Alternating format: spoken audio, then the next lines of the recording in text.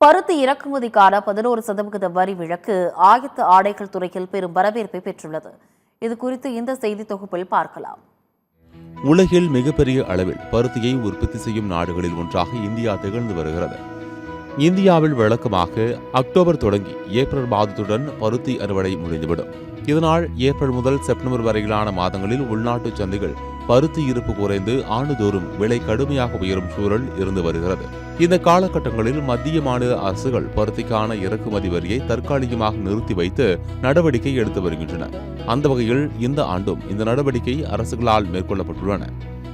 ஆண்டுக்கு 80,000 கோடி ரூபாய் அளவில் பனியன் ஆடைகள் தயாரிப்பில் வர்த்தகம் நடைபெறும் திருப்பூர் மாவட்டத்தில் ஆடைத்துறையின் மிக முக்கிய மூலப்பொருளான நூல் விலையானது பருத்தி தட்டுப்பாடு காரணமாக கடுமையான உயர்வை சந்தித்தது. அதாவது கடந்த 5 மாதங்களில் மட்டும் கிலோவிற்கு 65 ரூபாய் விலை உயர்ந்துள்ளது. இந்நிலையில் இறக்குமதி வரியை தற்காலிகமாக அடுத்த 3 மாதங்களுக்கு முழுமையாக ரத்து செய்து அக்டோபர் 31ஆம் தேதி வரை நாடு முழுவதும் அமலில் இருக்கும் என வெளியான உத்தரவால் நூல் விலையை குறைத்து நூற்பாலைகள் அறிவிப்பு வெளியிட்டுள்ளது.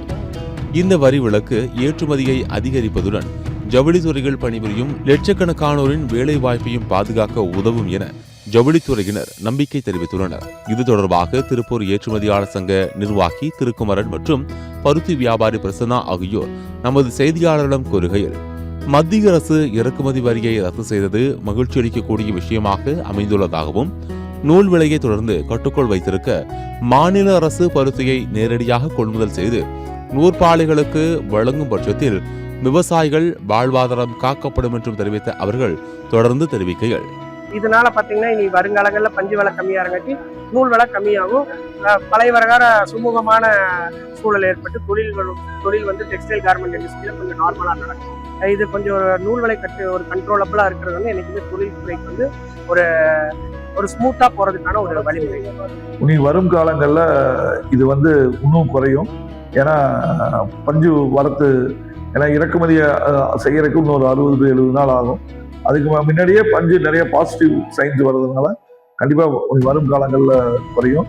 ஒரு 6 மாத காலத்துக்கு கண்டிப்பா வரி விலக்கு அளிக்கணும்னு வரி விலக்கு அளிக்கணும்னு மத்திய அரசு கேட்டிருக்கோம். அதை கண்டிப்பா இந்த ரிக்வெஸ்ட்டை கன்சிடர் பண்ணுவாங்கன்னு இருப்பாங்க. தற்போது நிலவு வரும் மேற்காசிய போர்ச்சூழல் காரணமாக சர்வதேச அளவில் விநியோக சங்கிலி கடுமையாக பாதிக்கப்பட்டுள்ளது. எனவே பருத்தி நூல் விலையை கட்டுக்குள் வைத்திருக்க மாநில அரசு பருத்தியை நேரடியாக கொள்முதல் செய்து நூற்பாலைகளுக்கு வழங்க வேண்டும் என நூல் வியாபாரிகள் கோரிக்கை விடுத்துள்ளனர்.